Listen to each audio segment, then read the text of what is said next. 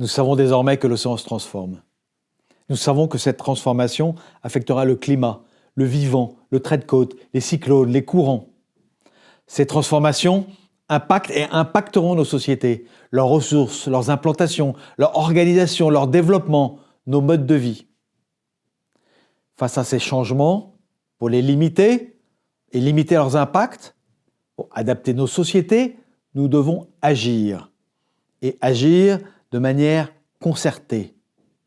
Quand je dis « nous », de qui s'agit-il? De vous, de moi, de nos actions individuelles, de notre engagement associatif, social, mais aussi les villes, les régions, les États, leurs gouvernements.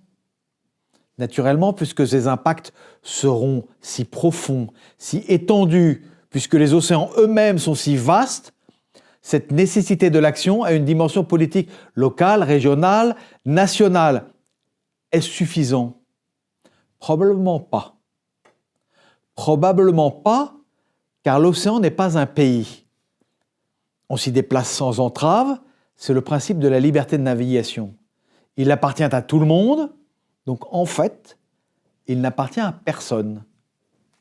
En vérité, les États peuvent imposer leurs normes et leurs règles sur la mince bande littorale des eaux territoriales, d'une grosse vingtaine de kilomètres, 1 heure de bateau en route vers le large. Au-delà de cette bande, les États peuvent réguler la pêche, l'exploitation du fond de la mer, la recherche scientifique sur une zone plus large de 360 km, une journée de bateau en route vers le large, appelée la zone économique exclusive. Mais plus loin, plus au large, dans ce qui représente la moitié de l'océan mondial, plus rien. Plus de police en mer, plus de lois nationales qui protègent l'environnement, plus de régulation sur la biodiversité. Seul compte la loi de l'état du pavillon à bord du bateau qui navigue en haute mer. Mais hors de ses limites, hors des limites du bateau, plus rien. En tout cas, rien à la mesure des enjeux. Il existe quelques normes internationales tout à fait indispensables qui s'appliquent à des sujets bien précis. Le code de la route en mer, la construction des pétroliers, la pêche à la baleine, la pêche au thon dans le Pacifique ou les activités économiques autour de l'Antarctique. Mais rien de global et de contraignant. Car le défi est aujourd'hui de gouverner les océans. De gouverner les océans avec sagesse pour préserver les océans, adapter nos sociétés sans empêcher la circulation des gens, des biens et des données. De gouverner les océans en étant éclairés par la science. De gouverner les océans en étant compris du plus grand nombre.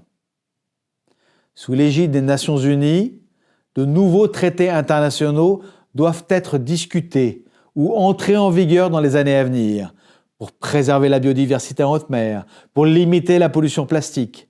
Des débats intenses traitent de l'exploitation minière des grands fonds, des relations entre les sciences de l'océan et les décideurs politiques. Mais tout cela prend du temps, requiert souvent des consensus internationaux que les tensions géopolitiques ne favorisent pas. De même, les ambitions des pays sur l'exploitation ou la préservation des océans et de leurs ressources diffèrent, parfois diamétralement. C'est la raison pour laquelle le poids des opinions publiques sera déterminant et nécessite de bâtir une culture océanique. Dans cette lente gestation qui englobe la science, ses savoirs et ses recommandations, l'action publique, le droit international, la gouvernance des océans, la France a une position singulière.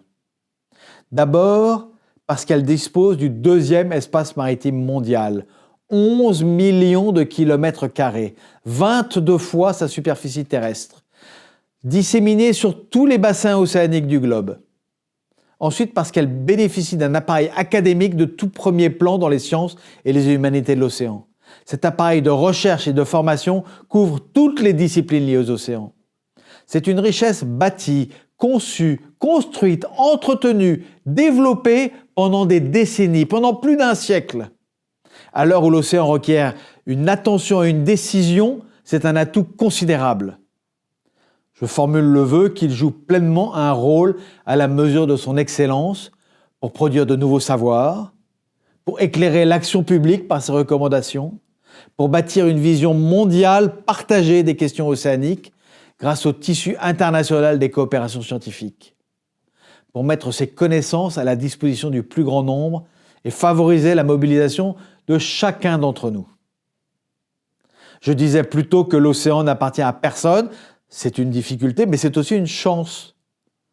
Car l'océan appartient à tout le monde et que tout reste à faire. Il nous appartient d'agir et de travailler ensemble pour protéger ces écosystèmes. Nous en avons les moyens.